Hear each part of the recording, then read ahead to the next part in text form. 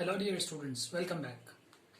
In our previous video we were talking about the economic problem, and today is another important topic, the difference between microeconomics and macroeconomics. So look at this. Dear students, the term micro means small.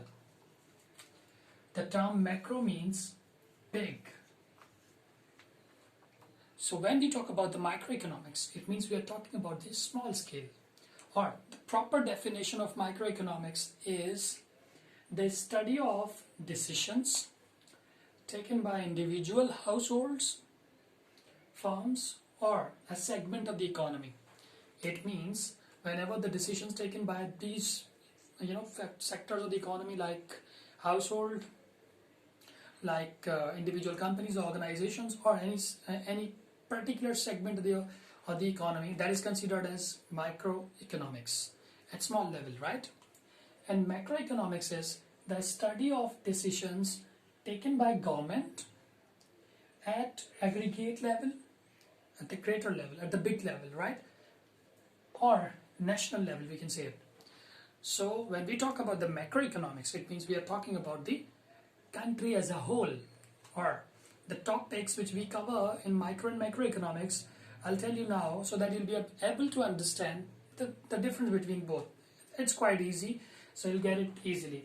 So when we talk about the microeconomics, the topics that we cover in microeconomics are the demand, supply, and equilibrium.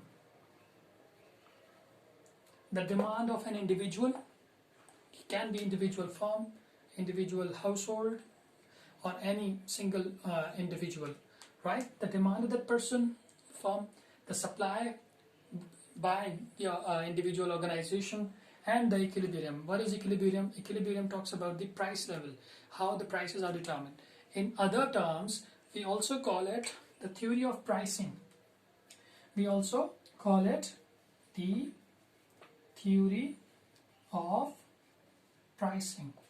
How prices are determined, we know that these are the market forces. Demand and supply are considered as market forces on the basis of which prices are determined. How these are determined, later on we'll talk about this in detail, but now look at here. The demand line, the supply line, we have x-axis, y-axis, and here it's 0. Okay? Price on the y-axis, quantity demand and quantity supply on x-axis. So the equilibrium point, look at this, the equilibrium. Equilibrium point actually determines the price. For example, if it is 5 and demand and supply is 15, so it means the price is 5. Demand changes, supply changes, the price will change.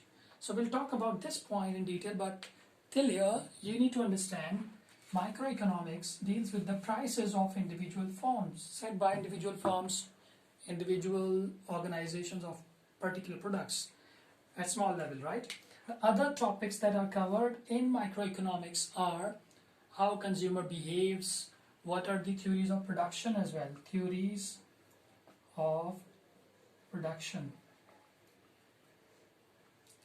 Then we talk about how the individual organizations are going to carry out their production, like they use different techniques, capital intensive technique, labor intensive technique, etc.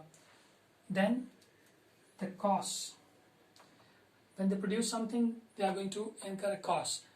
There are different types of the costs. So how these households or individuals or individual firms incur the cost of producing something. So that is covered in microeconomics.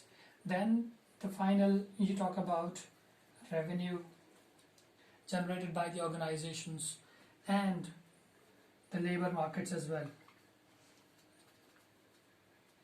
So dear students, these are the topics which are usually covered in microeconomics.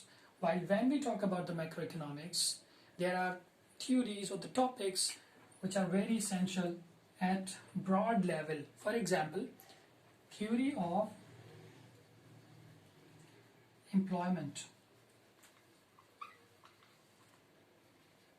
It means we are talking about the employment in a whole country. We are not talking about a particular segment or particular industry. We are talking as a whole, aggregate.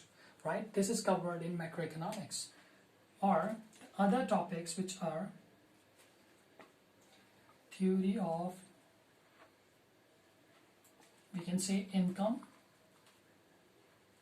of the government, or in other terms you also call it the public finance, the income generated by the government and the expenditures incurred by the government, or how it is going to spend that income. So this is the topic of point of concern of macroeconomics.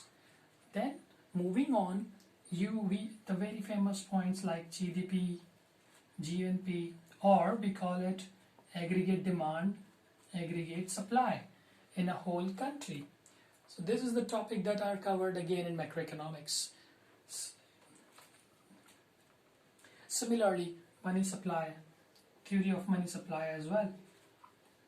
So you ask the questions, if we are going to increase a certain level of the money in the market, what will happen with the value of that money. So we talk about about this in a big or throughout the country aggregate level. So dear students, this was the major difference between the microeconomics and macroeconomics. I hope you understand this. So if you have any question, you can ask me the questions as well.